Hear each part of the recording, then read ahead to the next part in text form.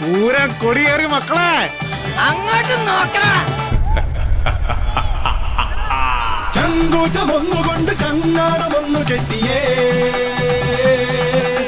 ചങ്ങാതിമാരുണർന്ന് തുഴതുഴഞ്ഞു പോണമോക്കിതേ. മെയ്ക്കരുത്തിന്റെയും കൈക്കരുത്തിന്റെയും പ്രതീകമായ ഈ പോരാട്ട വീതിയിലേക്ക്, രക്തം ചീന്തി പടമൊരുതുന്ന ഈ പോരാട്ട മണ്ണിലേക്ക് ഏവരെയും സുസ്വാഗതം ചെയ്തുകൊള്ളുകയാണ്. കളിമൂക്കും